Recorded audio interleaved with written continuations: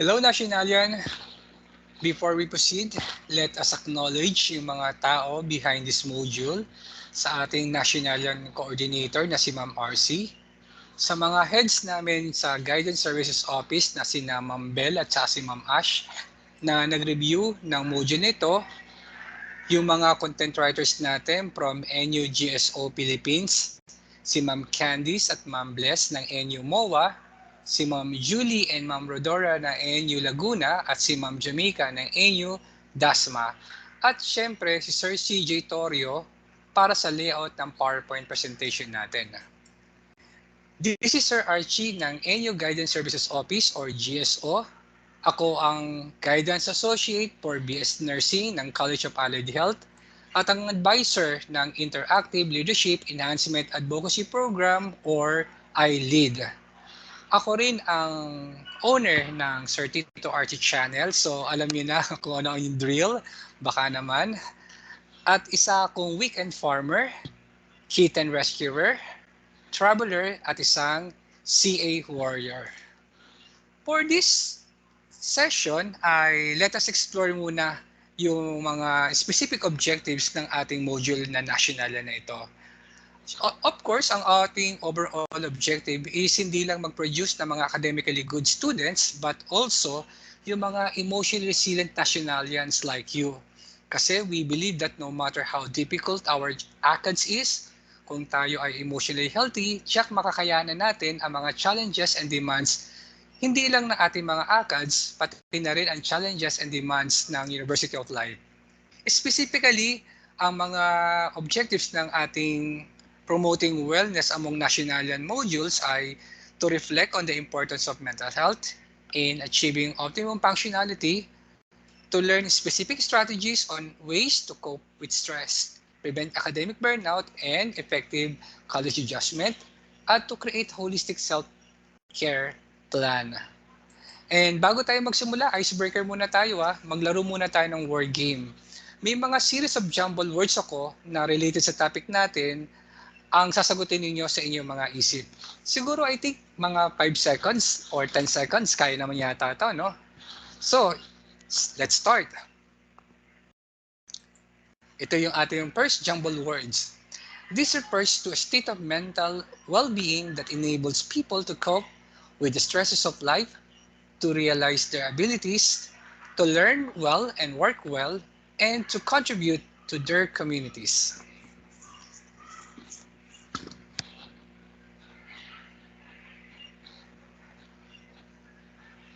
Three, two, one. Ang tamang sagot ay mental health. Okay. Next, words. A broad term covering mental disorder and psychosocial disabilities. It also covers other mental states associated with significant stress, impairment in functioning, or risk of self-harm.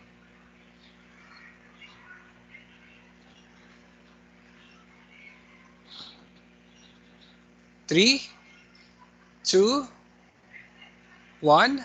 Tamang sagot ay mental health condition. O guys, may mga na-encounter ako mga students na ang common sa kanila ay gumagamit ng mga technical terms like depression, etc. Pero ako I suggest iwasan natin yung mag-consult kay Dr. Google. Kung meron tayong nararamdaman na hindi normal sa ating mental health, mas maganda na magpakonsulta kayo sa inyong mga respective guidance counselor. So ito naman ating next word or words. It is a syndrome characterized by clinical significant disturbance in an individual's condition, emotional regulation, or behavior that reflects a dysfunction in the psychological, biological, or developmental processes that underlie mental and behavioral functioning.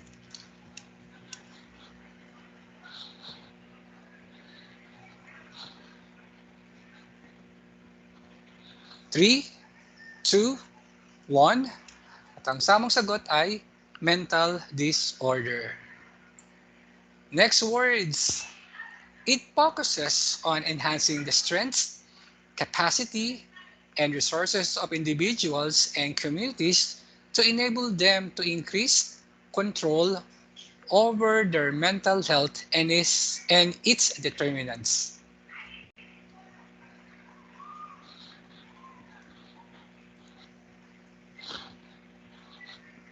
Three, two, one. The answer is mental health promotion. Kaya nga, through national yan, we are maximizing the basic trust of the university na hindi lang kayo academically good, but emotionally healthy nationalians. Next words.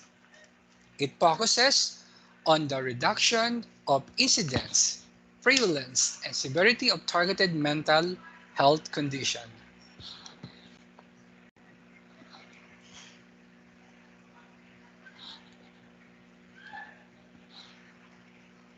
Three, two, and one. Ang tamang sagot ay mental health prevention. Okay. So, somehow, I hope na na-enjoy nyo yung game natin ngayon. Ha? Next word. Our body's response to anything that requires attention.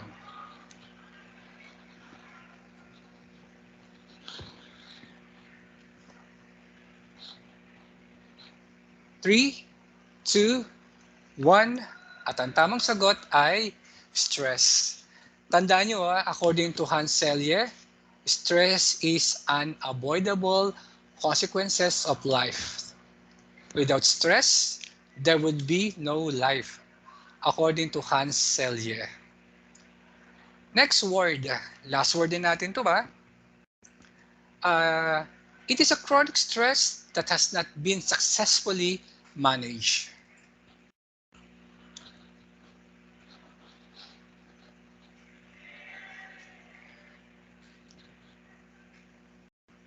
Three, two, and one.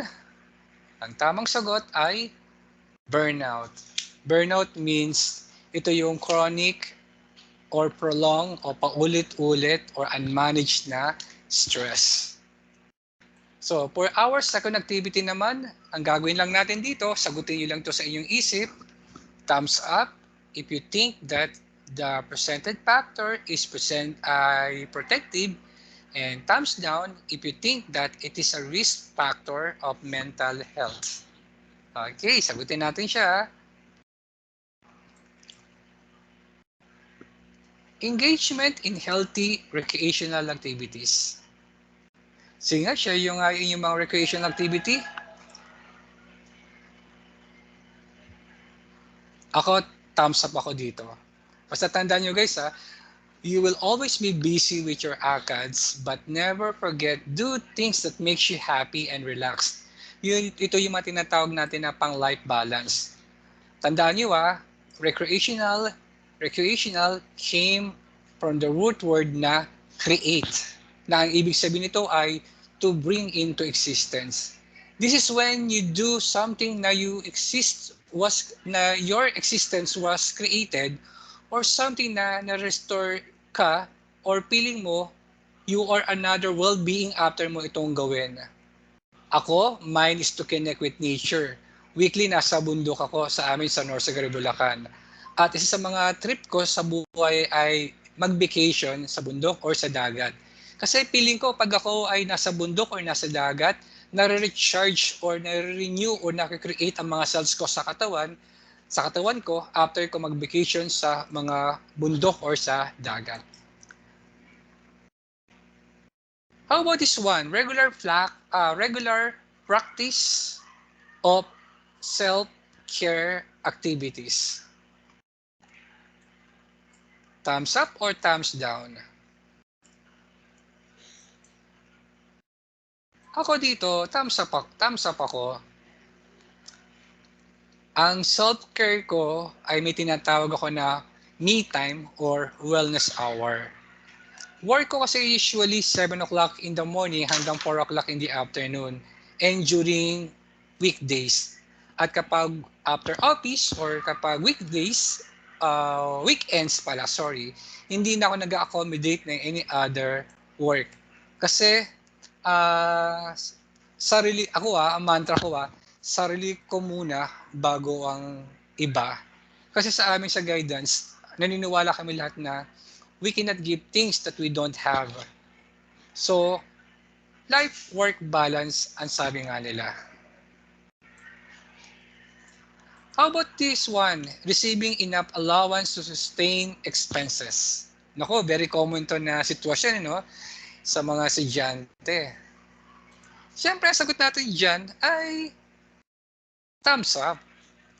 Thumbs up tayo, siyempre. Sino man ang di malulungkot, ano? Pag allowance sa pinag-uusapan natin dito.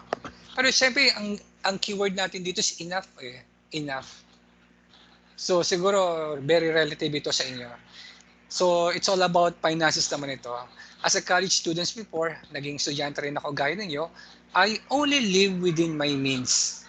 Tapos naalala ko, hindi ko pinipilit na mag-fit in sa mga classmates ko na may mga sobra silang allowance.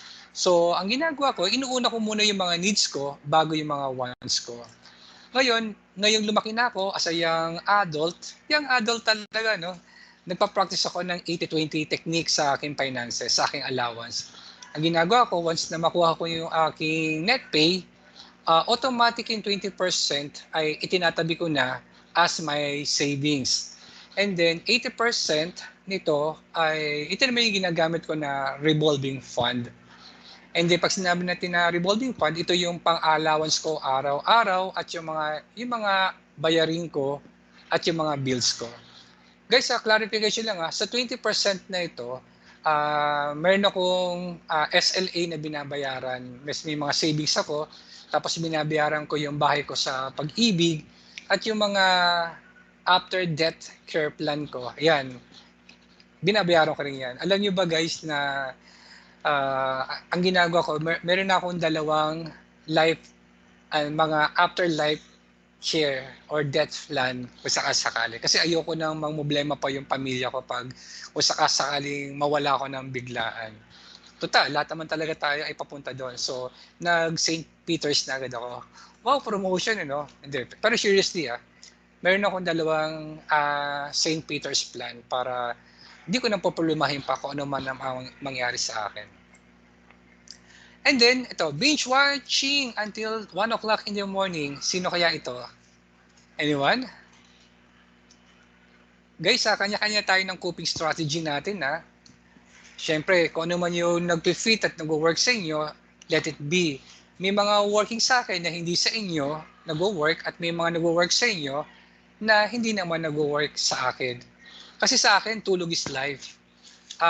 Kaya kong mag-stay awake until 11 p.m. pero I am not okay na kapag ganong kalit.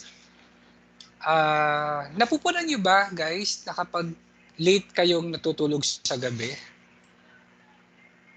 Di ba parang pagising ninyo, parang pakiramdam ninyo ay lagi kayong dry skin o nagkakaroon kayo ng skin breakouts? Kasi ang sabi nga natin dito, sleeping time daw ay isang paraan ng ating katawan para mag-replenish at mag-renew yung mga cells na ating katawan.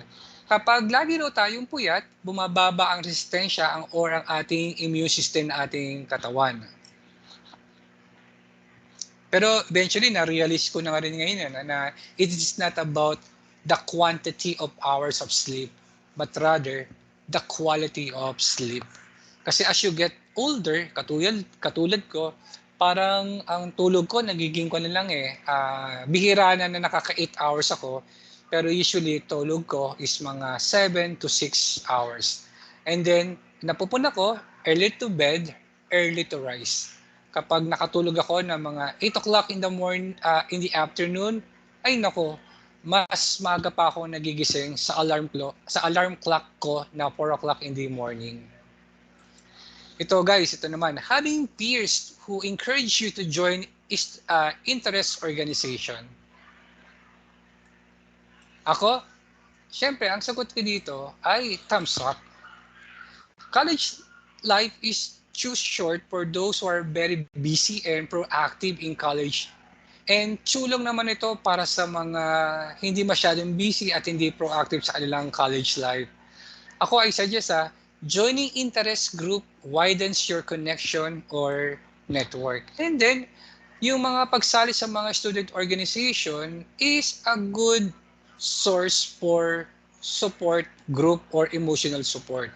Tandaan nyo yung pagsali sa mga student organizations develops your social and organizational skill. Tandaan nyo na yung tinatawag natin na social skills ay isa sa mga hinahanap na 21st century skills ng mga employers right now. So, mahalaga na matutunan natin yung leadership and collaboration sa school. By the way guys, ako nga pala ang advisor ng iLead. Baka gusto niyo sumali sa support group na ito. Basta tandaan niyo guys, itong iLead hindi naman to recognized student organization na under SDAO. Ang iLead is just only a support group under the umbrella organization of NU Peer Facilitators. The main objective of this is para makapag-produce ng next student leaders of the university and later on ng inyong respective community. Specifically, we are identifying students na may mga leadership interests and potentials, and we are training them through our various learning or classroom group sessions. Ang strategy kasi namin dito ay self-directed learning. That's why we use the pronoun I sa iLead o sa Tagalog, ako. Kasi I have to lead or to empower myself before I can lead other people. Isa yan sa mga mantra na support group namin na iLead. Yung iLead support group is based on the book of Stephen Covey's 7 Habits of Highly Effective People. Ito pa, having peers encourage you to skip classes when unmotivated. Okay, meron ba ditong guilty? Meron bang guilty rito? Guys, tandaan nyo if you feel that you don't want do anything at all, kung gusto mo talaga mag-laid back ka lang, feel your feelings. If you think that you cannot perform well, at kung mag-pension ka man, ay baka pumalpa ka, mag-rest ka muna. Kaya lang, somehow, ngayong tayo ay nagba-back to normal na, back to the new normal, yung face-to-face, may mga gawain tayo before during the online class na kapag hindi mo gustong pumasok sa klase, just simply pumasok ka lang sa inyong online classes, kahit matulog ka, it's gano'n na lang, pwede, kung iba sa inyo, nagagawa yon. Pero ngayon kasi, nag-face-to-face na tayo, di ba? Mayroon ako mga na-encounter na mga estudyante na sabi nila, Sir, I am not feeling okay, I am not feeling well. O sige, kung pag may mga physical symptoms ka, huwag ka muna talagang pumasok. Unahin mo yung wellness, ang iyong health. Kaya may mga iba may ibang estudyante, pag tinamaan sila ng katamaran, hindi talaga papasok. Pero ako suggestion ko dito sa inyo, pag kayo, you're not feeling okay na pumasok sa klase, pag hindi ka pumasok, siyempre sabi ko nga sa'yo, unahin mo yung wellness mo ikaw na may nakakakilala sa sarili mo. Kaya lang kasi kapag ikaw ay umabsent, at kapag wala ka na isubmit ng mga assignments or outputs, 0 talaga score yun. Wala kang attendance, wala kang participation. Iba pa rin talaga na yung present ka, pero you're not okay, pero 0 sa quiz. Naging teacher din ako before. I understand that. Iba pa rin yung score ng present na nag-effort, pero 0 o mababang score. So totally absent at walang na-input na scores. Ba't ko ito nasabi? Guys, alam nyo ba, during my college days, mayroon akong trauma with math, with numbers. And I hate numbers. There was a time na ang una kong na-encounter na subject na math sa college, sa PUP ay general algebra. And then, ito pa guys alam niyo ba na wala akong naipasang quizzes or exam sa college algebra sa PUP. How frustrating na yung most of my classmates, alam mo yung nagsusulat pa lang sa board yung aming teachers, alam na agad nila yung yung sagot sa equation, nakaka-frustrate sa feelings ko yun. Sa PUP kasi, at the end of the semester, kami ang magko-compute ng grade namin sa tapat ng professors namin. One time, yung isang professor namin, si Professor Mercado, kasama niya yung kanyang SA. Ang sabi ng estudyante niya, sabi sa akin ni Sir Mercado, Archie, wala ka na ipasang quiz ha, wala ka rin na pasang exam. So, ito yung grade mo, baksak ka. Opo, alam ko naman po yun, sir, sagot ko. Tapos bigla nagbati yung isang SA, sabi niya, Sir, lahat naman ng kanyang quiz, baksak. Lahat ng kanyang exam, baksak.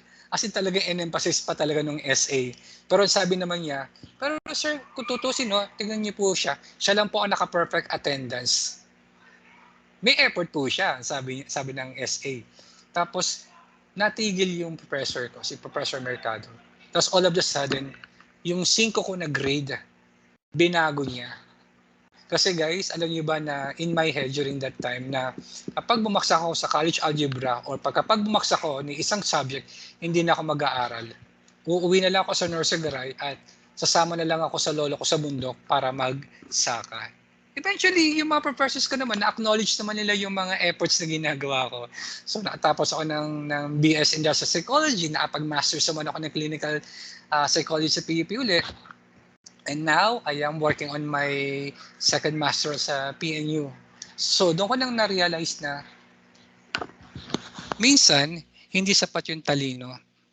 Pero, it matters kapag matyaga tayo. At yun ang ginawa ko.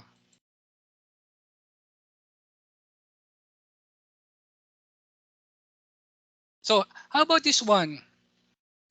Parents let you make career decisions. Naku, ang sarap nito, no? Kapag yung parents mo ang nag-allow sa'yo na pumili ka kung anong course ang kukunin mo. Siyempre, iba pa rin talaga na you are taking what is your desired or first choice in college. Basta guys tandaan niyo, you can never go wrong with your passion. Choose your passion so that you will never have to work for a day. Ang sabi nga nila. Okay, tandaan niyo yun Choose your passion so that you will never have to work for a day. Yung tipong dahil sa gusto mo talagang mag-take ng architecture, engineering, HRM, broadcasting, psychology, or teaching, no matter how difficult yung course mo, hindi mo makikita ito as difficult, but rather, may experience mo ito ay challenges. Ito naman, belongingness to an organization that fosters acceptance. Siyempre sa akin din, thumbs up din yan. Kasi support group, sila yung magbibigay sa iyo ng emotional at saka encouragement Lalo na kapag sa tingin mo na gusto mo nang bumigay. Ako guys isa ito sa mga natutunan ko in life na usually meron naman tayong mga sets of friends, di ba?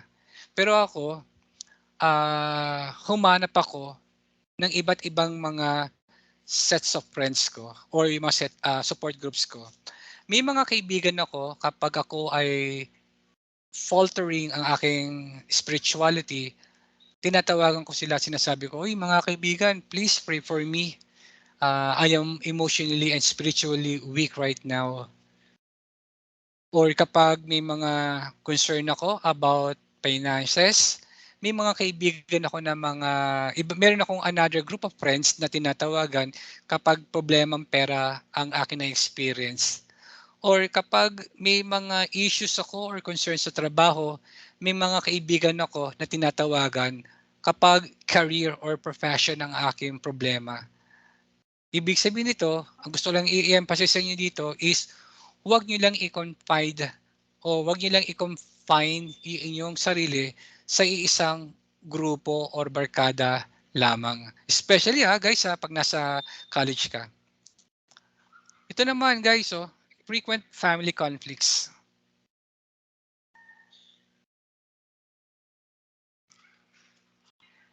There is no such thing as perfect family. Agree ba kayo dito? But rather, only emotionally healthy family. Guys, ang ibig ko sabihin nito is wala naman talagang perpektong pamilya at hindi mo naman mapipili kung sino man yung magiging magulang or kapatid mo. Wala namang pamilya na hindi nag-aaway-away, 'di ba? Pero siyempre mag-aaway-away tayo, mag-aaway-away kayo ng inyong mga pamilya, pero sa bandang huli, alam nyo na mahal nyo pa rin ang bawat isa. Maswerte nga kayo meron kayong tahanan. Alam nyo ba, in my profession as a guidance associate, instead na ang tahanan nila ang maging sandalan nila, may iba akong mga na-encounter ng mga students na ang tahanan nila ang source of stress nila. Alam niyo ba guys kung saan galing ang kung anong root word o saan galing ang salitang tahanan?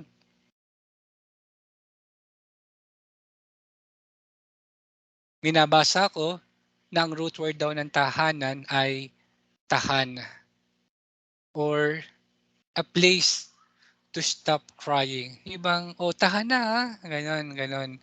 Yung iba, family lang source ng kanilang stress.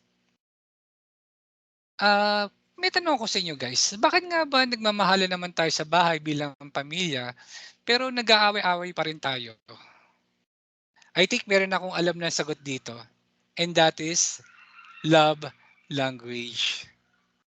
Merong iba't ibang uri ng paraan ng pagpapakita raw natin ng pagmamahal. May tinatawag na acts of service. 'Di ba kilalang-kilala natin dito, nanay natin, 'di ba? Yung nanay natin pinagluluto, pinaglalaba, pinaglilinis tayo, sila ang naglilinis ng bahay. Yan very common sa mga nanay. Mas may tinatawag naman na quality time, ang paraan ng papakita nila ng pagmamahal. Yung iba naman, words of affirmation or pagsasabi ng I love you, ang galing mo, mahal kita, ang ganda mo, yan. Yan yung paraan ng pagpakita nila ng pagmamahal. Yung iba naman, dinadaan nila sa pagyakap, sa pag-cuddle, or pag-kiss. And that is physical touch.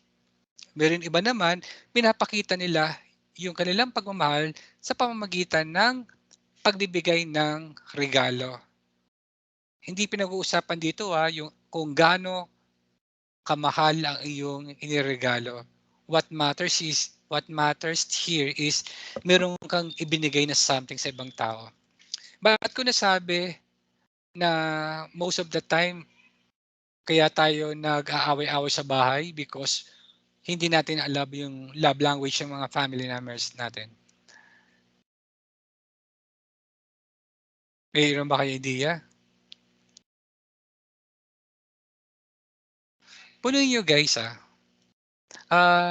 acts of service, halimbawa sa nanay natin dito, di ba ang nanay natin dakdak ng dakdak, nagar yung mga yan.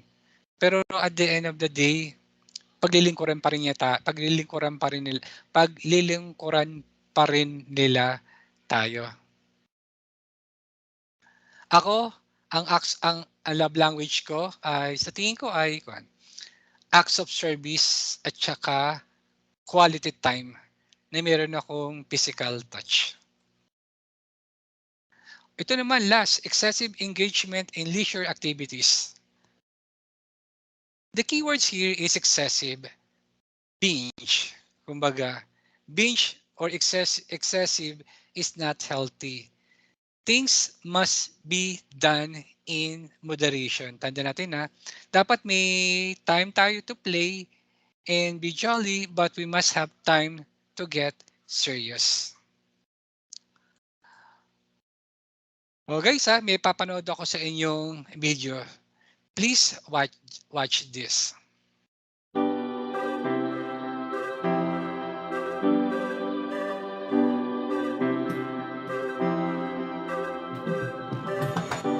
You can't tell how someone feels just by looking at them or what they share online. To the outside world, our lives may look perfect, even if in reality they aren't. I'm always worrying about doing well at school, and with the end of year test coming up, I'm not sure how much longer I can cope. My thoughts swarm around my head, sometimes keeping me up all night. Some days it's just all too much, and I feel like I'm lost in space. When I did badly on one of my tests, I just about kept it together until I got home. Then I broke down crying in front of my mum. She listened for a bit, and then she told me that, just like physical health, we all have mental health. It's our feelings, our thinking, our emotions, and our moods. She then said that feeling down, angry, and stressed is a normal part of life. Just like it's normal to feel happy, confident, and carefree sometimes. We all have positive and negative emotions that come and go based on what's happening around us. These are everyday feelings. Good mental health means experiencing negative emotions. It's not always about being happy. Mum can relate to the feelings of stress. So when Mum suggested I take a break from everything and do something I enjoy, I actually took her advice. So I made myself a hot chocolate, snuggled up in a duvet and watched a film. And you know what? Afterwards I felt so much better. Mum should take her own advice. Most of us only ever share the good things. We don't like to share how we really feel. Every morning when I wake up, negative thoughts stream through my head. Getting out of bed and pretending I'm okay takes all the energy I have. As the day goes on, the negative thoughts turn from a stream into a river. The water rushes through my head so loudly it's hard to concentrate in lessons. And some days it's so bad it feels like a waterfall that's trying to pull me over the edge. Everything is so overwhelming. I didn't think my friends would understand if I told them how down I was feeling. But when Sasha opened up to me about how stressed she was feeling, I told her. I wasn't sure how to bring up how I'd been feeling, so I started by saying that I didn't feel like myself. Just her listening made me feel like she understood. She told me some things that had helped her, so I tried them too, but it didn't make much of a difference. Even when I tried to be around my friends, I felt alone. The things I used to enjoy weren't fun anymore. I was really worried about Andre and not sure what to do. He was quiet and wasn't hanging out with us like he used to. So I asked our head of year for some advice.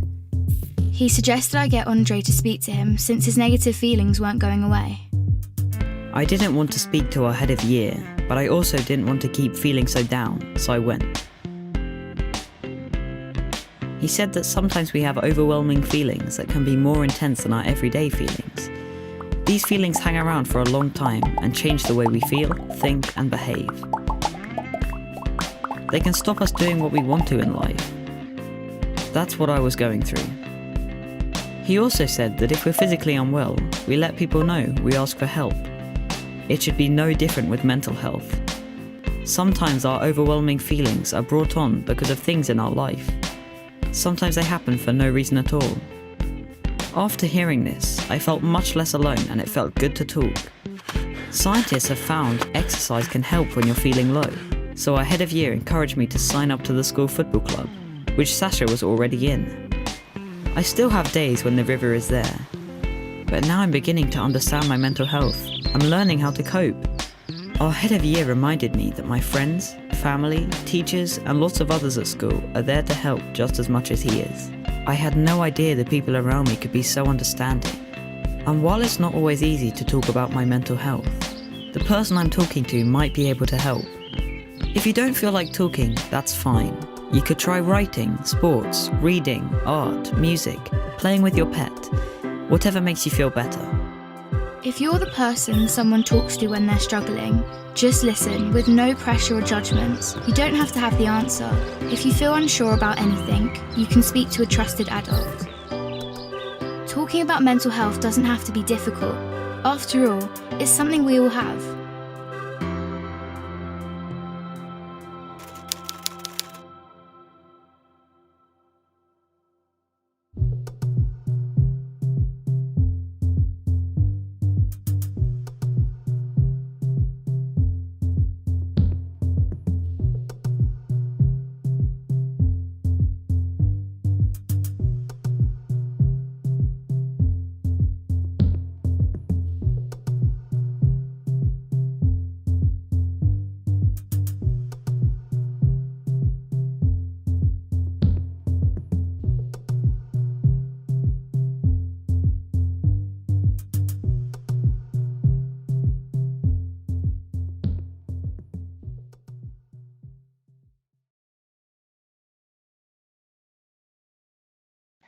Hello guys!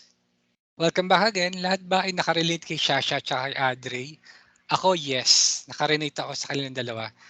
Sabi nga nila habang as technology progresses, habang dumadami ang mga contacts mo sa social media, mas lumulungkot daw tayo. Ano ba yung mga factors nito? Ito yung mga nakikita ko may tinatawag na numbers trap. Kasi very numeric kasi ang experience natin sa social media. Kasi minsan, mas maraming reacts sa atin, heart, likes, reaction, mas feeling natin people are validating or accepting us.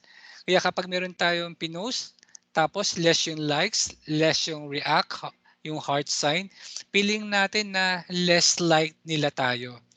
Gaya ni Sasha, may mga times na na-overwhelmed din tayo or minsan we are not okay for no apparent reason and that's normal. May mga ganyang panahon talaga. May mga times na masaya tayo at may mga times na malungkot tayo. At minsan may sobrang galit at minsan we worried too much. Don't worry. Those feelings and emotions are all valid. If you experience that, meaning may mental health ka. Why? Kasi nararamdaman mo yung mga extreme emotions na ito. Na ito ay normal. Again mapa-positive or negative emotions man yan, lahat ng mga feelings nito ay normal at lahat ng mga feelings nito ay valid. If you feel that you are not okay, always remember that these things will also pass. Kung ano may mga nararamdaman mo right now about your mental health, yan ay normal na nararamdaman ng tao dahil hindi naman laging araw-araw ay Pasko, di ba? At lahat ng mga iyan ay lilipas din. The same way, how did you successfully or overcome your past sadness before? Kaya mabuti na have someone to share and validate your feeling. Look at Sasha, napaka-open niya sa kanyang nanay at nagkaroon sila ng discussion, heart-to-heart talk. At because of that, nagkaroon ng realization si Sasha para sa kanyang experience that time. Kaya ano ginawa ni Sasha, di ba nagkaroon siya ng self-care or me time. Like Andre, mahirap mag-aral lalo na kung may mga extra baggages ka na iniisip na sa halip na you can focus your time and energy on your ACADS, nakikisali pa yung mga extra baggages mo or problema mo from homes. Just like Andre, kung ano man yung ginawa ni Sasha, ang ginawa nila is they shared their feelings. Kasi sharing your struggles with your significant someone is already a good form of therapy. If someone shares one of their struggles, if you feel that you can't give your best advice for him or for her, that's enough already. Listen without judgment or pressure is a big help already. Di ba naalala nyo kanina, sinabi ko na meron tayong iba't ibang paraan para maipakita natin yung pagmamahal natin sa ibang tao. And by listening to them without any judgment or any pressure, it is already a sign of love language of quality time. Okay, so yun yung importansya kapag alam natin yung iba't ibang mga love language natin.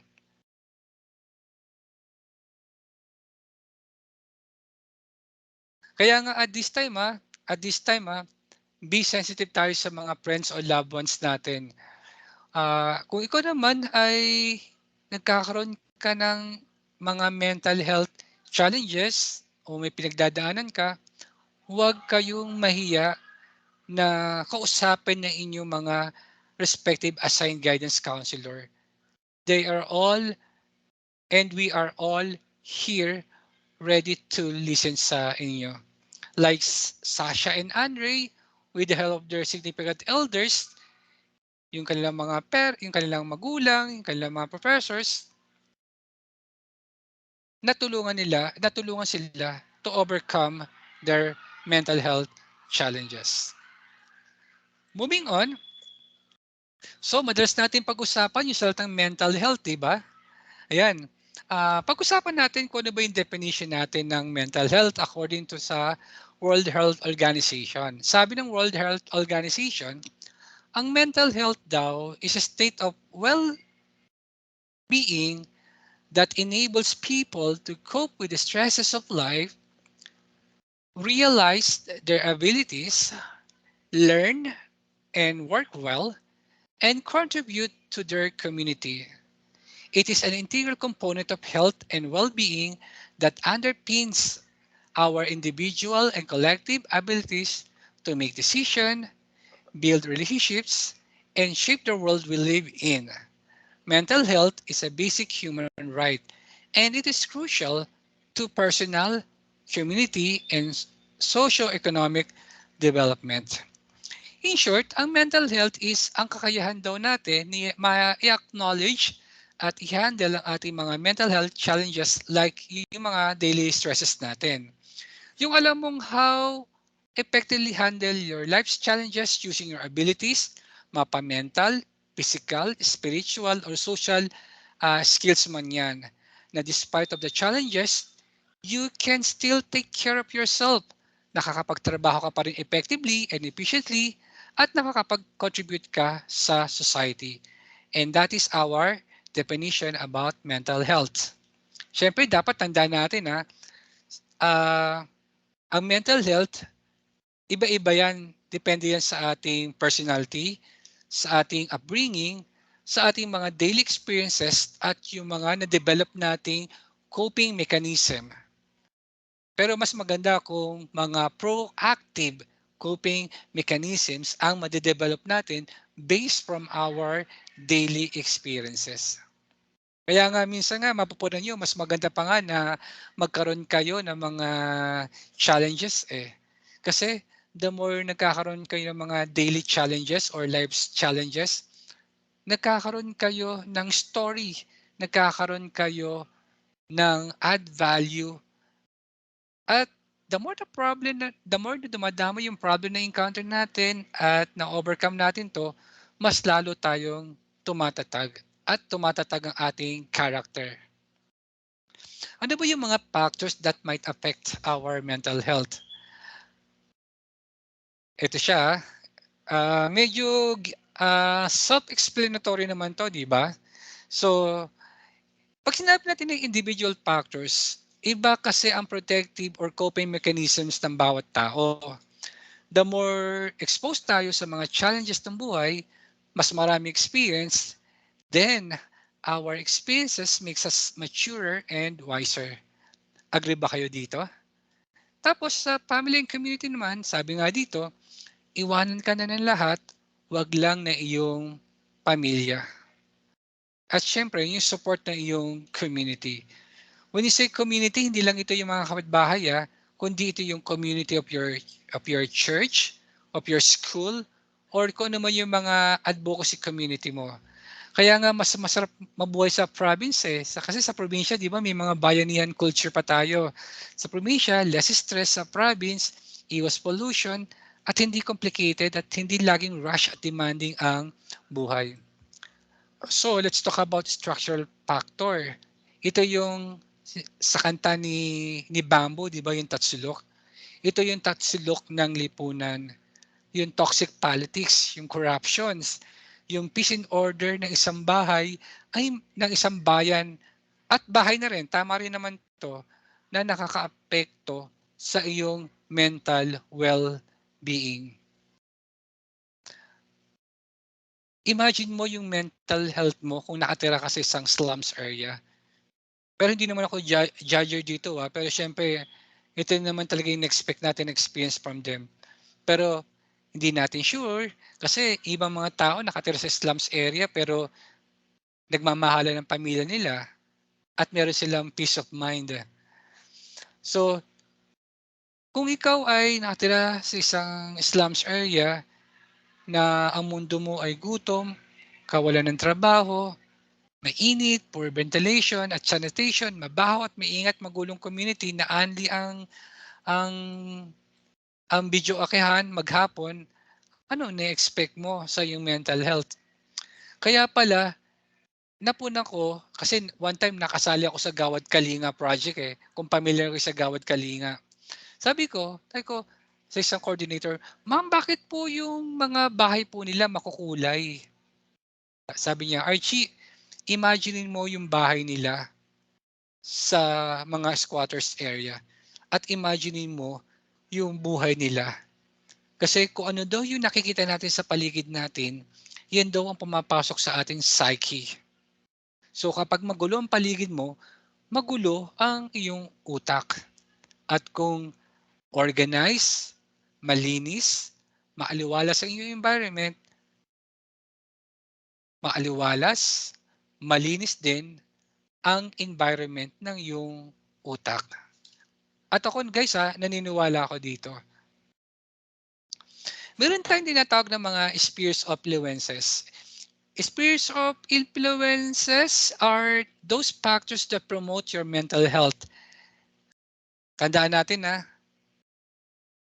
So, given na rin naman to, yung spheres of influence, yung individual factors, syempre, mas nakakatulong sa mental health natin yung mga emotional at social skills na tutunan natin sa atin from our family, from our school and society. At kapag nakita mo yung self-worth mo at yung mga kakayahan mo at yung good physical health mo at mga physical activities mo. Pero guys yung tinatawag natin ng individual factors could also be a risk factors. Why? Halimbawa natin ito. Mental health condition is hereditary or namamana. Or kapag less education ka, but not all may mga less educated pero very wise in life. Less ang realizations mo sa mga ill effects of drugs and alcohol at kapag purang lifestyle mo, diet mo, it could lead to mental health problem. Or another thing sa mga risk factors about family and community factors natin dito, yung mga pains of the past natin brought about by our poor experiences caused by other people. And then, risk factor din dito medyo guys na-concentrate ako sa risk factors kasi mapag-aaralan naman natin mamaya yung mga protective factors. Walang mental health kapag tayo ay nakatira sa society na walang social equality at social justice. Do you agree with me? Halimbawa, yung gera sa Middle East right now between Palestine sa Hamas at saka ng mga Israel, ang gulo-gulo, di ba? O sige, wala namang mananalo sa digmaan, right? Yung nakita ko yung mga bata yung mga bata sa Palestine, yung mga hospital, 'di ba yung mga binatilyo, yung mga kahit mga babae, alam mo yung namatayan sila ng buong pamilya. So, ano yung mental health ng mga naiwanan? Siyempre galit na galit sila. Gusto nila maghiganti. Kaya to some of them, wag naman sana, mabubuhay sila sa galit at paghiganti against sa mga Hudyo. Nagets niyo yung ibig ko sabihin nito?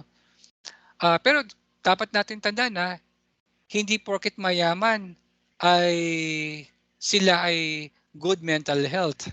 Tandaan niyo yun Minsan pa nga ako na-encounter ko to na yung bata sa tingin ko nasa kanya na lahat. Pero yung bata, makikita niyo, ang lungkot-lungkot pa rin niya. Nasisip ko,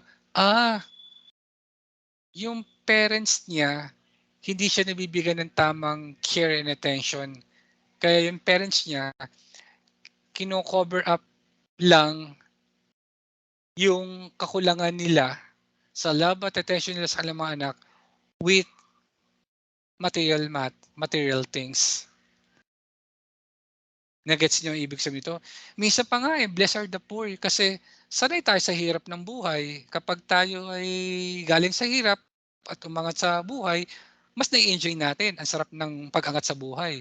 Pero kapag ikaw ay nasa taas and then nababa ka o bumaba ka, Halimbawa, kapag drastic yan, di ba? Nahihirapan sila na mag-adjust. So, bakit ba importante na pangalagaan natin ang ating mental health? Ito yung simpleng sagot lang natin dyan.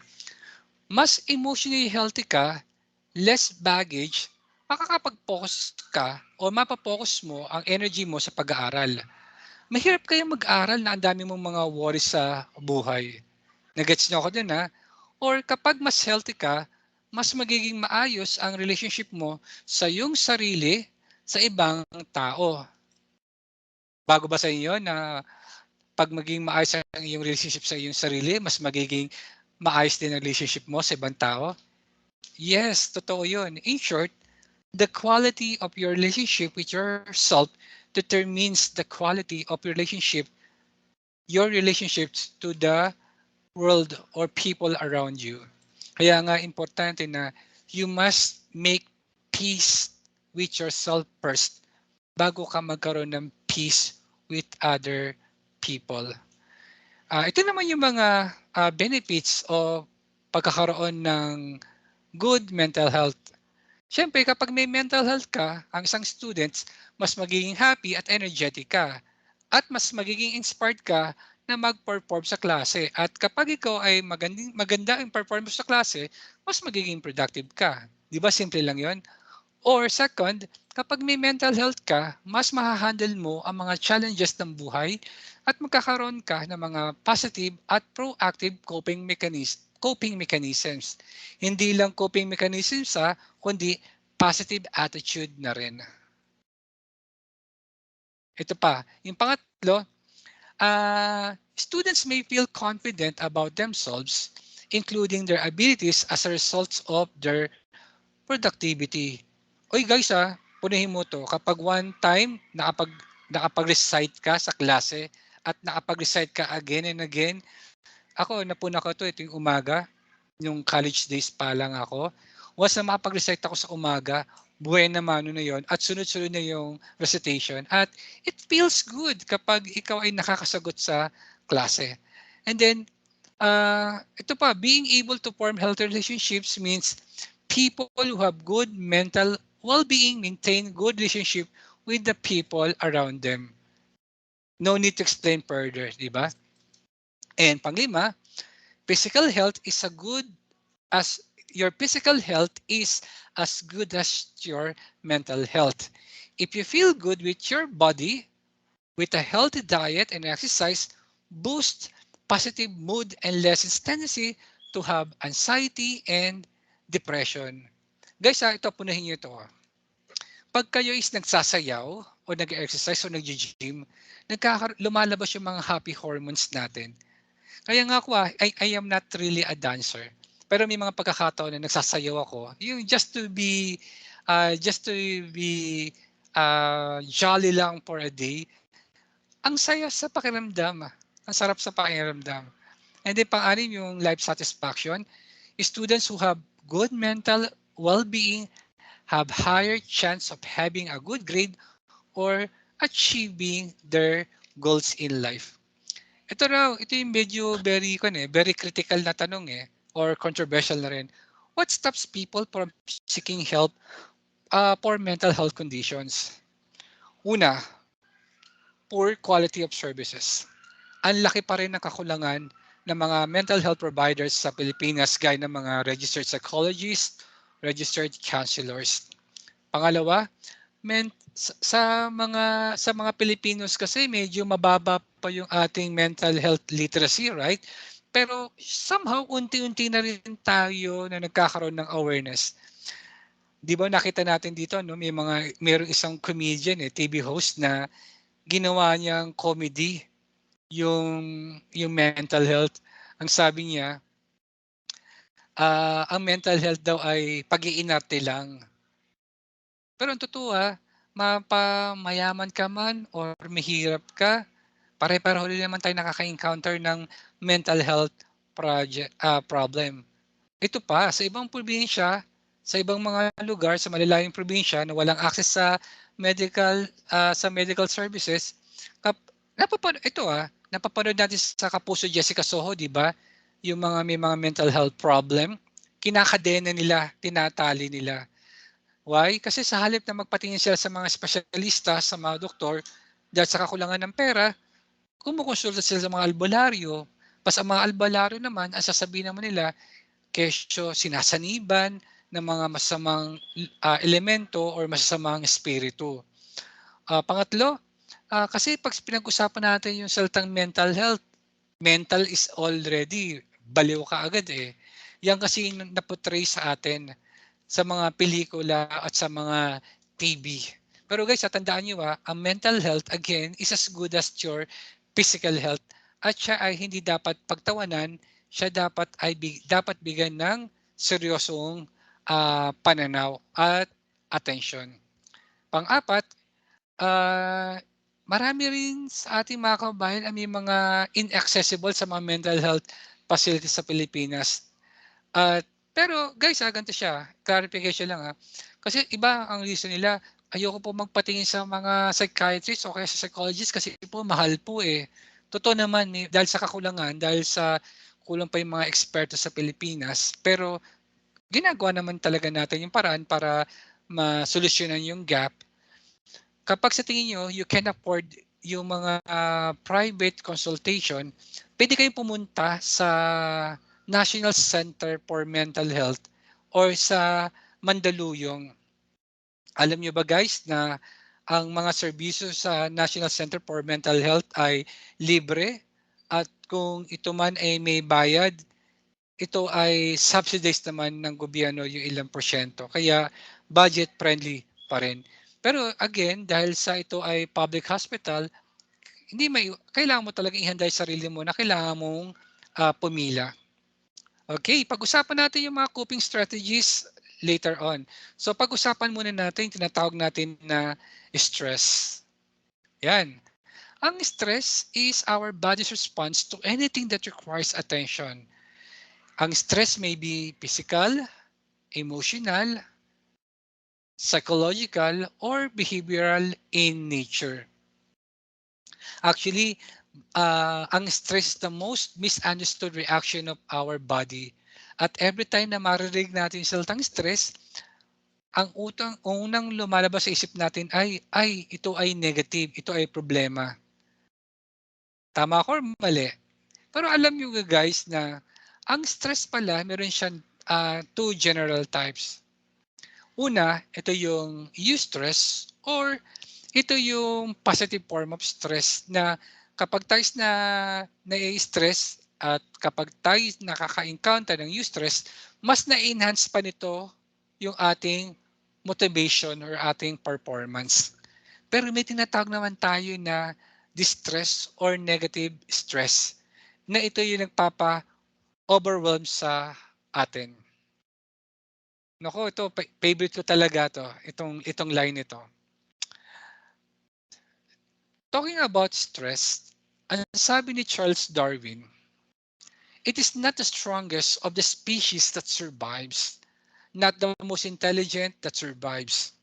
It is the one that is the most adaptable to change. So, we now have learned that the names of the game for survival are adjustment and adaptation. Nagets niyo ako dito Ito, why? I-explain ko further. Noong panahon ng mga dinosaurs, ito nag-exist na rin yung mga insekto na alam natin like yung mga cockroaches, grasshoppers, ants, yan, mga common insects na rin yan before. Pero nung magkaroon ng atmospheric catastrophe sa mundo, di ba sabi nga nila meron daw meteorites na bumaksak sa mundo, it create a cloud like dust that covers the atmosphere, and because of that, no enough sunlight was able to penetrate our atmosphere.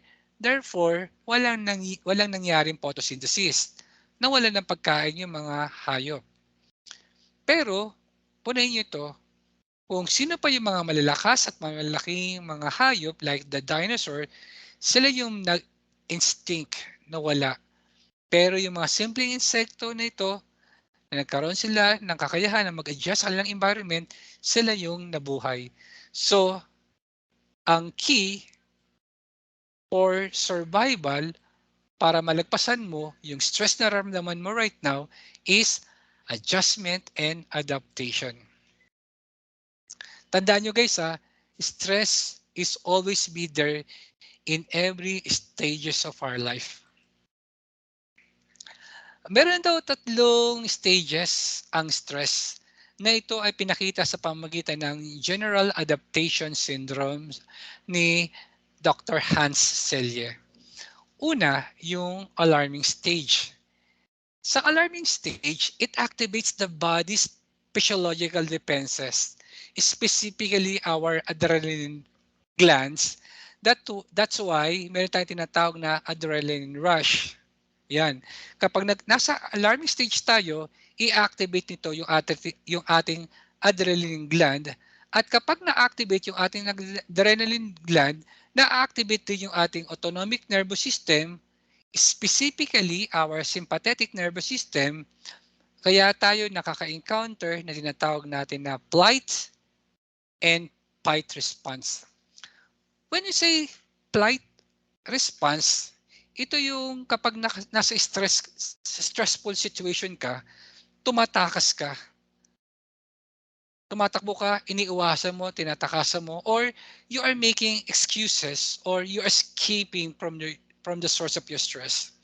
At kapag fight naman, pag na-stress ka, you respond, you confront the source of your stress.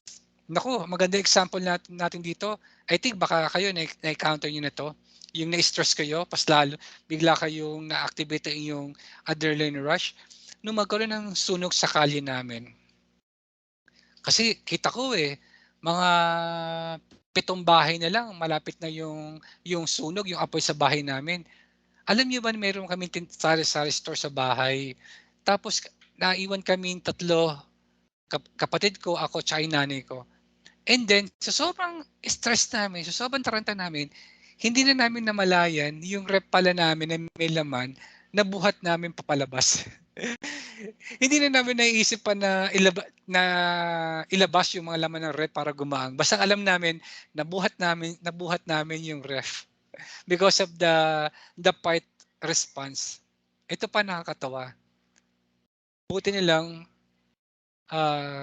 guys yung sunog ay walang nadamay o nasaktan tao at walang namatay. Pakonsuelo na rin yon. Hindi na namin maibalik yung rope sa loob ng bahay after the sunog. And then, yung exhaustion stage naman, ito yung kapag hindi na naka-cope up yung ating katawan. Na kapag unmanaged na natin yung stress at kapag yung stress natin is paulit-ulit na lang.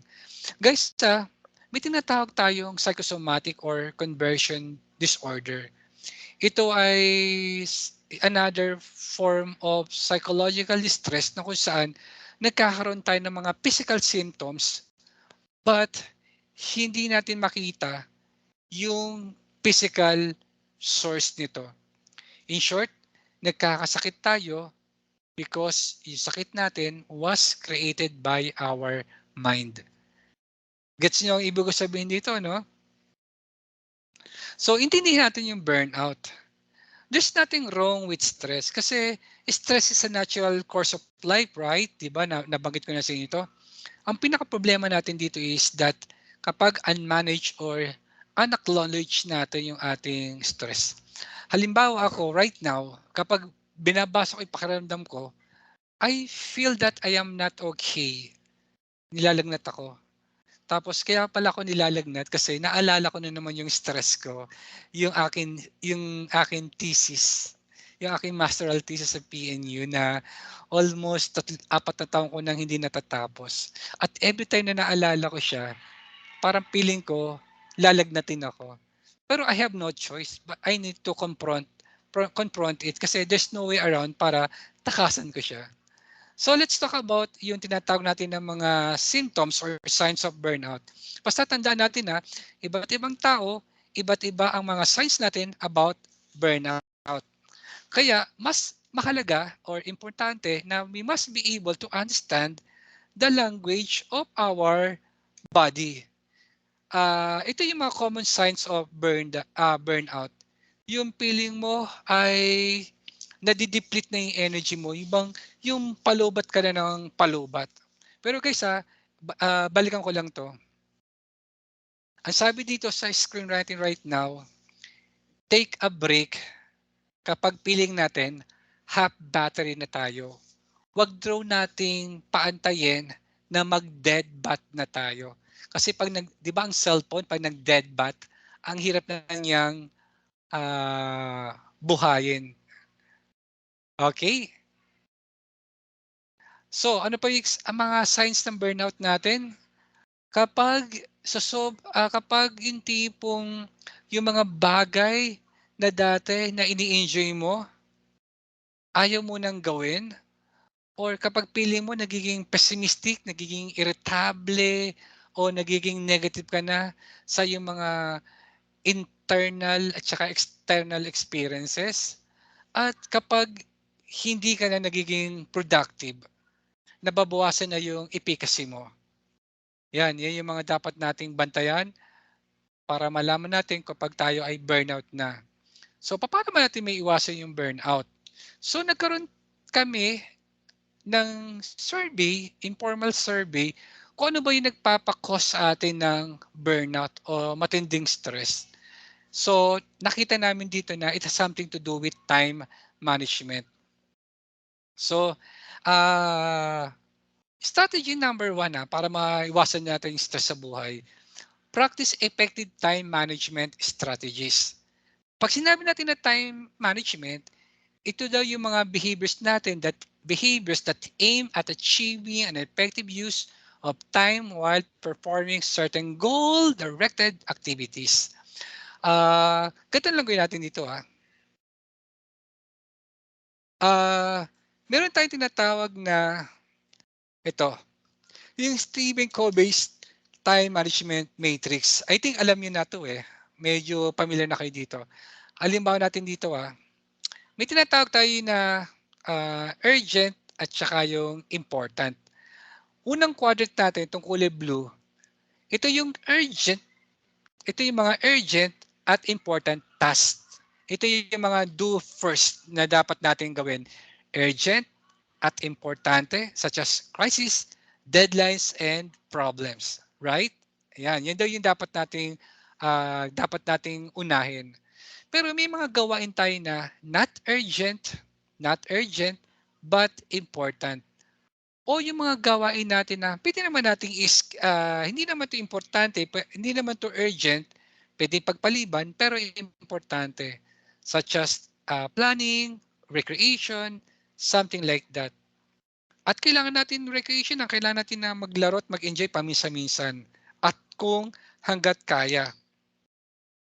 Meron naman tayong natawag na urgent, important, kailangan siya, pero not important. Ay guys, kapag ito ay urgent, pero not important, i-delegate mo na. Kasi minsan, tayo as a leader sa school, sa mga organizations natin, minsan buwakaw din tayo sa mga tasks na dahil wala tayong tiwala sa mga members natin or officers natin, ayaw natin ipagkatiwala. Pero kung ganoon man, kung nakaka-encounter ka ng ganitong experience, para hindi maiwasan mo yan, mag-train ka ng mga partners mo ng mga tao na pwedeng sumalo sa iyo in case na ikaw ay nababurnout na. Okay? Wag mong, in short sa mga student leaders dyan, wag mong sarilinin lahat ng mga task. Ako naging supervisor din ako from my previous work. Meron akong practice nito Meron akong practice na lazy manager. Lazy manager means yung mga tao ko, tinirain ko na agad sila. Kasi kita mo yan, may mga tao na magaling sa ideas and creativity. May mga tao na magaling sa planning. May mga tao na magaling mag-budget. May mga tao na magaling sa documentation. So, tinirain ko sila according to their skills. para pag dumating yung kailangan na kailangan kong mag-document, someone else na ang gagawa para sa akin. Pero guys, when you say someone else na ang gagawa sa akin ito, i-train mo muna yung mga tao mo bago ka mag-expect ng something from them. Okay. So, moving on. Ako, meron akong idadagdag sa inyo. How do you spend daw your 24 hours o yung maghapon mo? Ito siya. Una, i-divide mo siya sa tatlo. 8 hours of hard work, 8 hours of sleep, and 8 hours of FHS. Ano yung mga ito? Una, balikan muna pala natin to. Balik muna pala tayo rito. Dapat daw, sa buong buhay natin, kailangan naman talaga natin magtrabaho ng 8 hours a day. Pero kung tayo ay nagtrabaho ng 8 hours a day, at least makompensate natin yung 8 hours of sleep. It is not just limited to sleep alone, but kahit yung magpahinga or umidlip or take a nap or yung tinatawag natin na power nap. And then, itong tinatawag na 8 hours for 3 hours for F, H, 3 hours of H and 3 hours of S. Ano ibig natin sabihin ito? At least meron daw tayong enough time for our family, for our friends, and sa ating faith. 3 hours for our health, 3 hours for our hygiene, 3 hours for hygiene, 3S, 3 hours for your soul, for service, or smile. Tandaan natin smile is the best form of medicine, sabi nila. Ito pa, I think you are familiar already with multiple intelligences, right? Yan. Before, the sole barometer or measurement for intelligence is only IQ, until such time na si Howard Gardner presented his theory of multiple intelligences. And according to this theory, people are different from one another, including our intelligence. Individuals' intelligences daw come in different forms.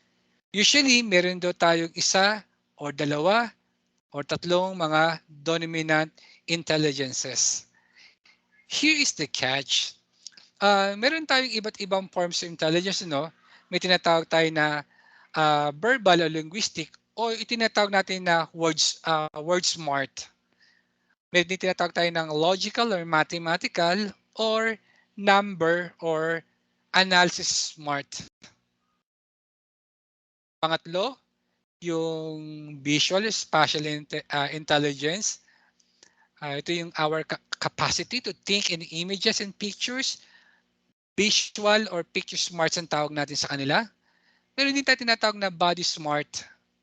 At okay, body smart, ito yung may mga good body movement and body balance.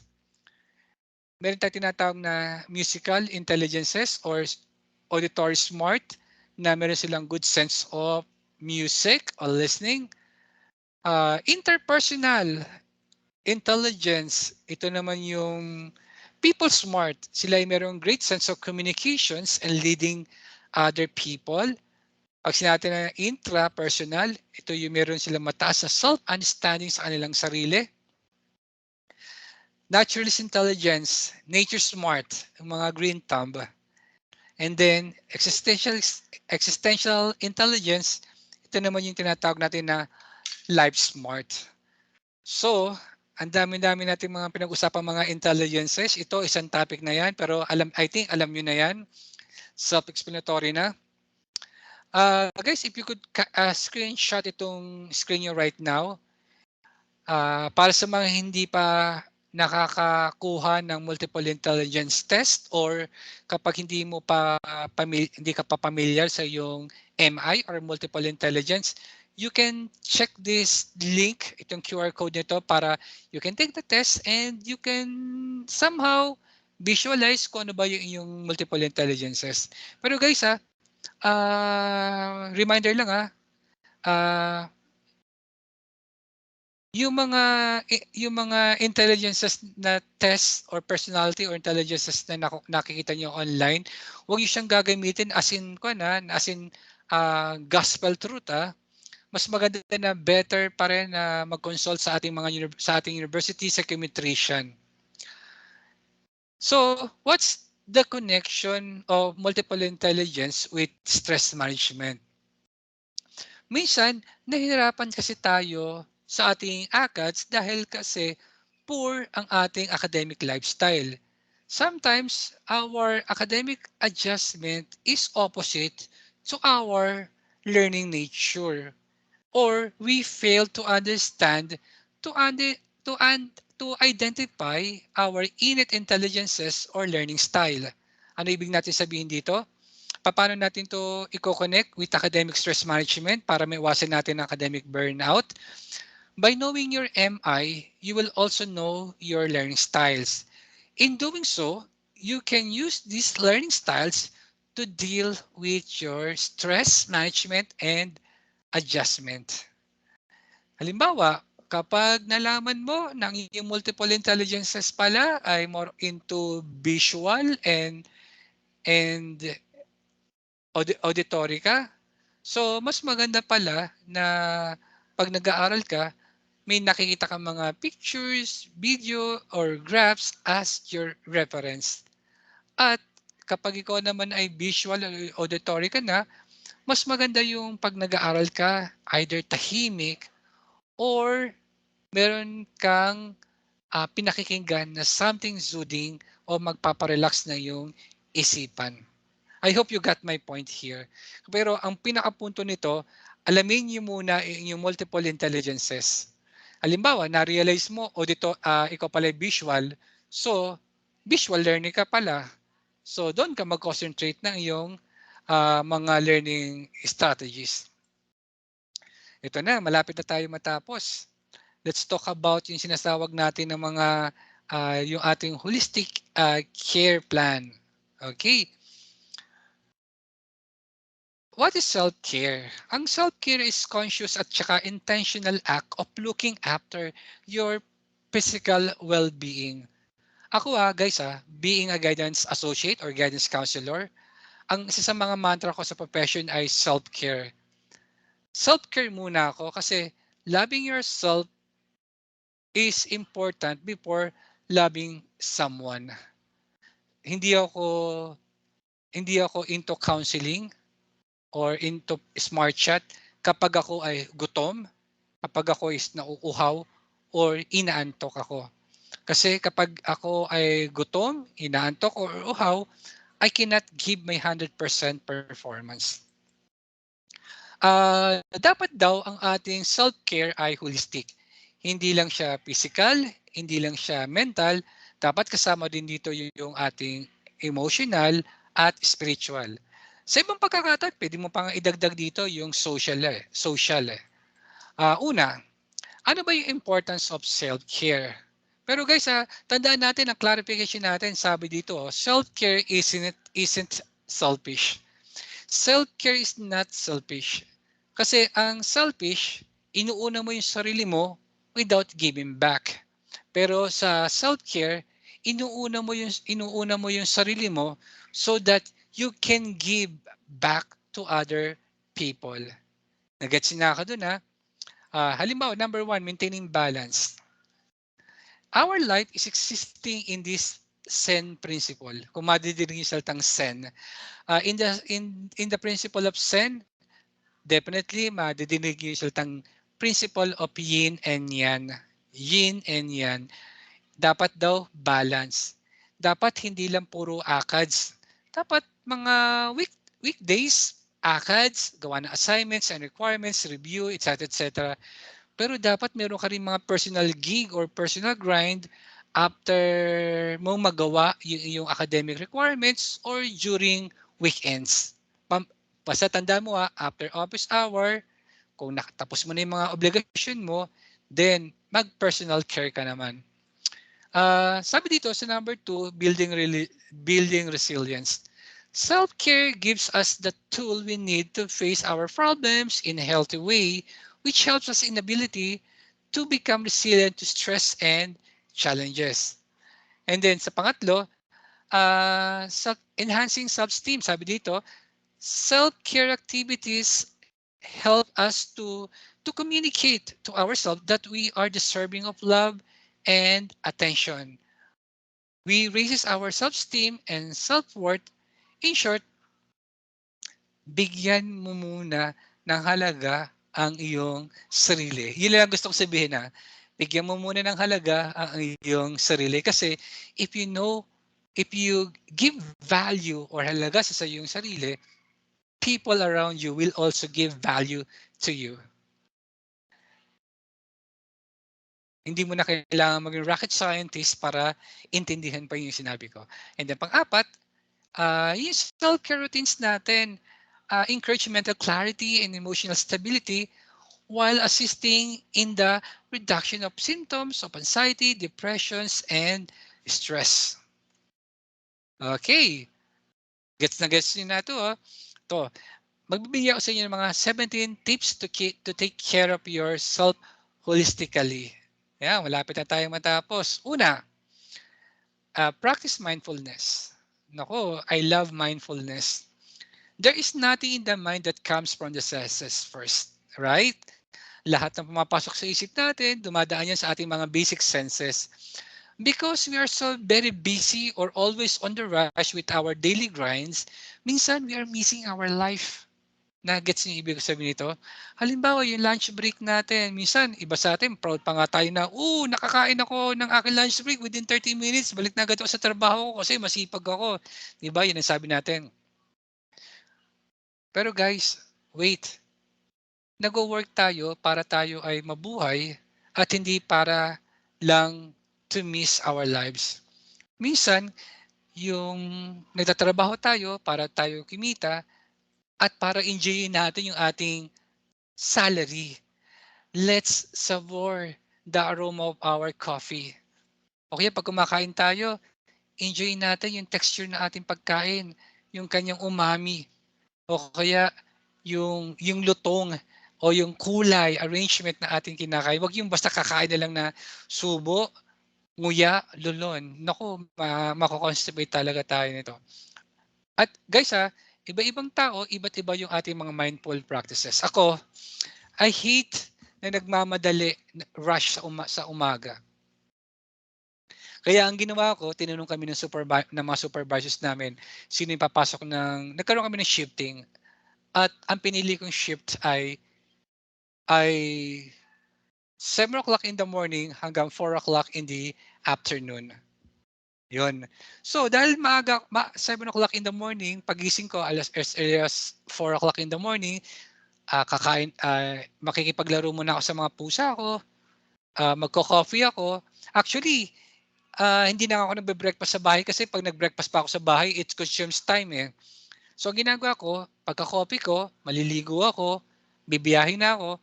Pagdating ko sa NU, bibili na ako ng breakfast ko. Kaya minsan, yung 7 to 7:40 ko, usually breakfast ko na nga yun kasi wala pa naman akong gagawin kasi wala pa namang estudyante in the office.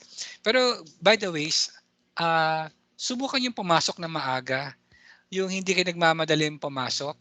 Yung ako mga as early as 5:30, nakababa na ako sa Espanya sa tapat ng UST. Lalakarin ko na siya. And because I have a plenty of time, ang lakad ko, chill lang. Sinichill ko yung paglalakad ko, I enjoy the view, hindi ako nagmamadali. At hindi ko namalayan, nasa inyo na pala ako. And that is grounding. And then, number 2, unplug. Nako, favorite ko rin to. Disconnect to reconnect. Yung mag-back to basic. When we say this, we disconnect from our work, from social media. Kasi minsan kapag tayo nag-disconnect tayo sa mga demands sa mundo, para you can connect with your family, with yourself, and with your God again. Alam niyo ba guys na every weekend, ang isa sa mga ginagawa ko ay pumupunta ako sa bundok. Sa Norsagaray, meron kaming bahay sa bayan, meron din kaming bahay sa bundok. And literal, yung lolo ko, iniwanan kami ng bundok. Mga 1 hour travel away mula sa bayan. At pag nandoon ka sa bundok, pag nasa bundok kami, tanong na namin yung Angat Dam. Pag nasa ibabaw kami ng bundok, kita namin 360-degree Metro Manila, Pampanga, Laguna, and Quezon. Actually, yung Norsagaray ay bulubunduking part of Bulacan. At I enjoy it Hindi muna ako talaga nagwo-work. And then, may tinatawag tayo na spend quality time with your pet. Ako, tawag ko dito is PET or Pet Assisted Therapy. Yung mga owners of pets daw are more likely to have healthier sleep habits, lower blood pressure, and fewer symptoms of worry, stress, and depression. Ay, ako, totoo ito may mga pusa ako sa bahay, may pusa ako sa apartment, 13 sila, may pusa ako sa bahay namin sa Norsagaray, 4 sila, at meron din akong 7 pusa sa bundok. Yun. Ako nga pala, nabanggit ko sa inyo kanina na nagre-rescue pala ako ng mga kutings from the street. I thought I have rescued them. Little did I realize now na ako pala ang na-rescue nila. Alam nyo guys, kapag ako ay stress, mangungulit yung mga pusa sa akin, titignan ko lang sila sa mata. Alam mo, parang napapawi yung stress ko. That's the same feelings din yata ang nararamdaman ng mga magulang na stress ka sa trabaho, stress ka sa traffic pauwi, at pag uwi mo sa bahay, pag nakita mo yung mga anak mo, nawawala o nalulusaw yung stress. Ganon din siguro yung nararamdaman ko kapag nakita ko yung mga pusa ko. And then number 4, give yourself creative outlet. Ito, tanong ko sa inyo, when last did you create something solely for yourself? Or whatever you choose to do to express yourself creatively, like coloring, drawing, painting, sewing, dancing, and cooking. Just get it done. It doesn't have to be perfect. Diba? O kaya, yung simpleng pagbibideo, okay, kahit wala kang boses pero kumanta ka, di ba, na ilalabas mo yung stress mo. Ako, at this very moment, ang nai-enjoy ko is vlogging. Ayun, nung pandemic, vlog, wala akong magawa sa apartment kasi na-lockdown ako dito. Lagi ko tapos ginagawa ko sila ng story until such time na yung mga subscriber ko nag-enjoy rin pala sila sa mga pusa. Eventually, from pusa, nag-content ako sa mga ginagawa ko sa bundok, sa farm namin sa Bulacan, and then till such time yung mga nagta-travel ako, dino-document ko na, and then another project ko naman sa vlogs ko is ikukwento ko yung journey ko when I was diagnosed with stage 3 cancer. At sharing this story ay another way around of giving motivation and inspiration to people who are experiencing the same like me. And then i-discuss ko siya later on. And then ito sa physical care, keep hydrated. Sir, yung pag-inom, keeping hydrated, nakakatulong pala ito sa stress management ko. Yes, totoo yun. We depend on adequate hydration to keep everything functioning to us as if it should, because our body is 60% made up of water. Tandaan nyo yun at especially ating utak. Ang ating utak is almost 95% tubig. At kung 95% or kung sabihin natin na 60 to 95% of our body ay gawa sa tubig, imagine mo na lang kapag na-rehydrate ka. Hindi magpa-function well ang ating katawan, hindi rin magpa-function well ang ating utak, ang ating isipan. Nag-gets nyo ako doon? Guys, ito pa. Alam nyo ba kapag tayo stress, the more na tayo stress, the more na nagpo-produce ng stress hormones ang ating katawan. So, the more na na-stress tayo, the more na nagpo-produce ng maraming stress hormones yung ating katawan, uminom tayo ng sapat na tubig. Kasi pag uminom tayo, iihin natin siya, it simply shows lang na we are flushing away those toxicities sa ating katawan. Pero guys, mga Gen Z, when we say keep hydrated, tubig hindi soft drinks, hindi soda. ako technique dito less color daw ang ating inumin gaya ng mga sodas and soft drinks kasi the more na marami daw tayong color yung ating iniinom like such as sodas and soft drinks, the more na nai-stress daw ang ating kidney sa pagpipilter ng mga ito. Okay lang na may mga colored drinks kung ang colored drinks mo naman ay galing sa prutas or gulay. Yun ang healthy. And then prioritize your sleep. When you say prioritize your sleep, ito yung parody of life na during our childhood days, di ba iyakan pa tayo na pinapatulog tayo ng ating mga magulang during siesta moment. Ayaw nating matulog. Ngayon now, grown-ups na tayo na in as much as gusto nating matulog, hindi tayo makatulog dahil marami pa tayong mga obligations na dapat gawin sa buhay.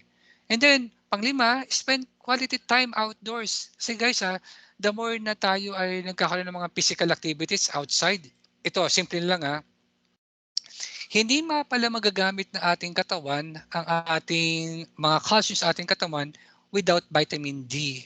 At yung vitamin D pala nito ay nakukuha natin naturally sa pagpapaaraw natin tuwing umaga. Pero wag nang beyond 8 o'clock in the morning kasi beyond 8 o'clock in the morning medyo harmful na yung sikat ng araw sa atin.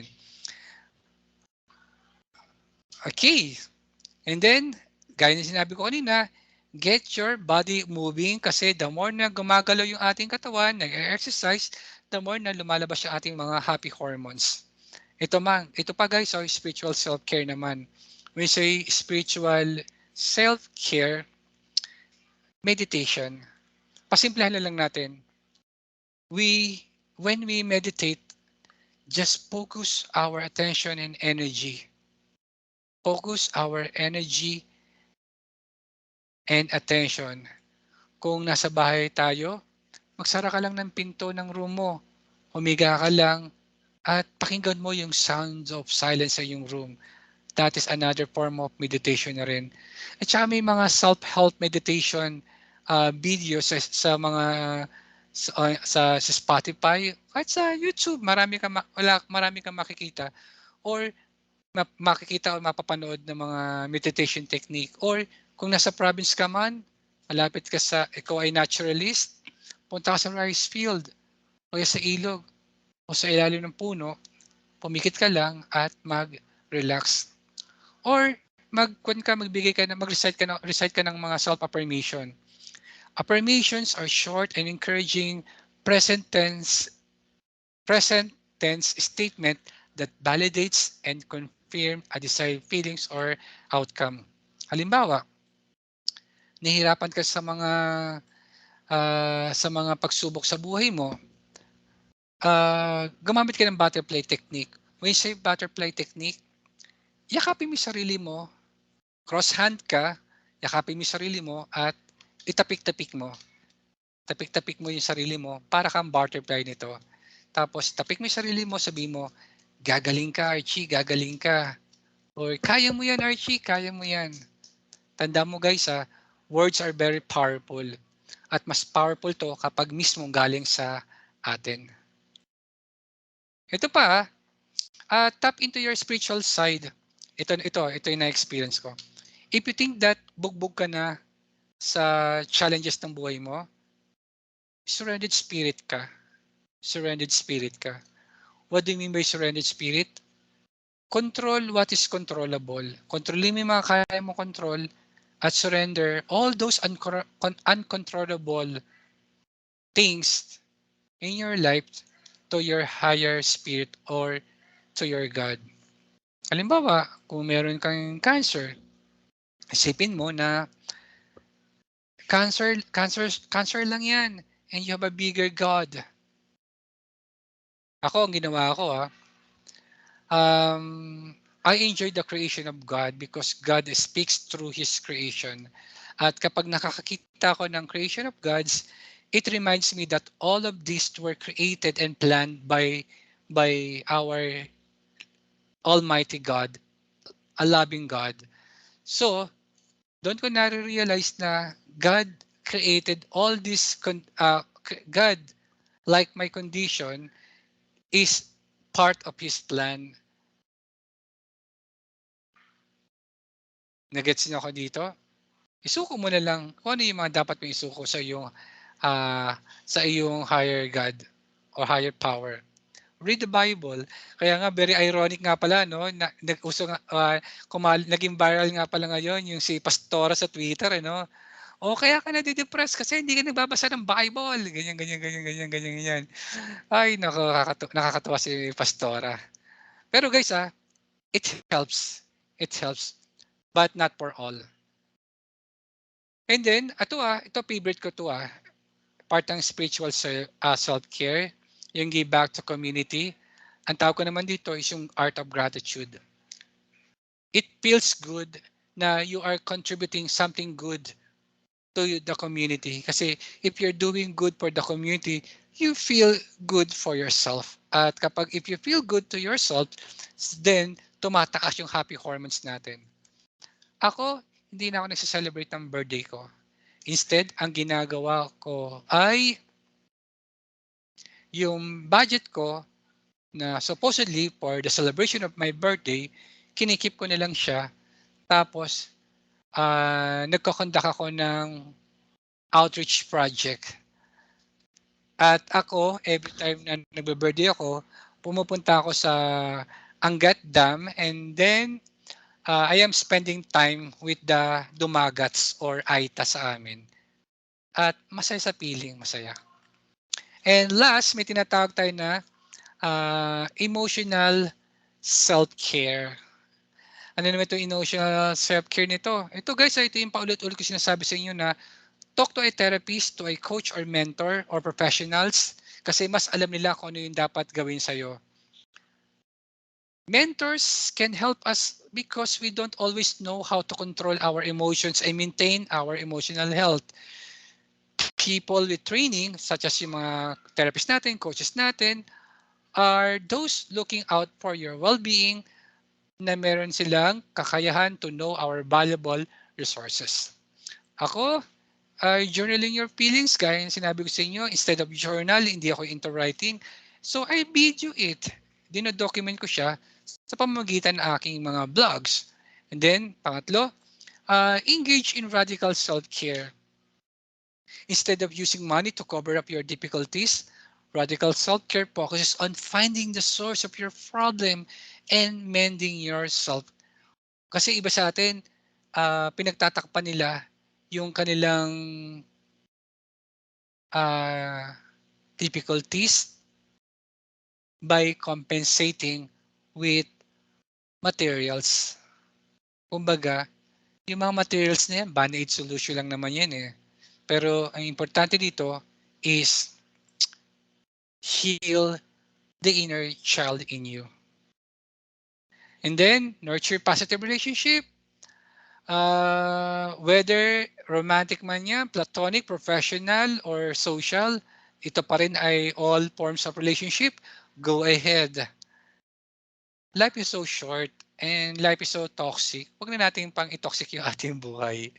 Okay, establish a good, healthy relationship with other people. And then, embrace your inner child. Embrace your inner child. If you don't accept your inner child, becoming an adult may end up being tougher than it needs to be. Consider your past self as a child and then i-heal mo siya. Being kind to oneself includes being kind to your inner child. Okay guys, please watch this video.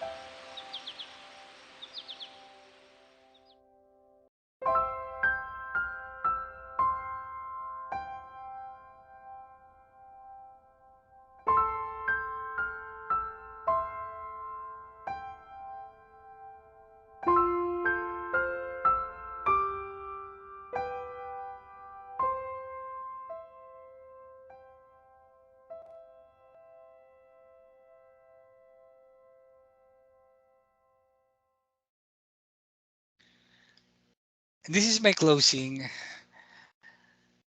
Ang sabi nga sa psychology, the child is the father of man. Heal the child within. Life's healing is a choice.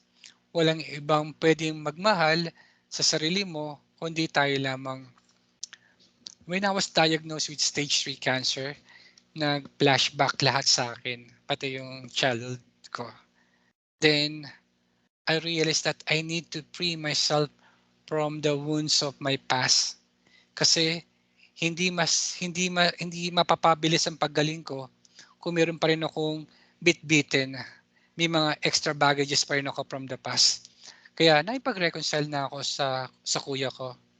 Kasi during that time, we're not okay. Meron akong prolonged issue with my kuya. But it was a nice experience.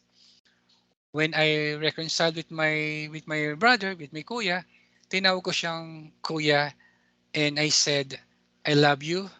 At kapag pinanganak ulit ako, ikaw pa rin ang pipiliin kong kuya at kayo pa rin ang pipiliin kong pamilya.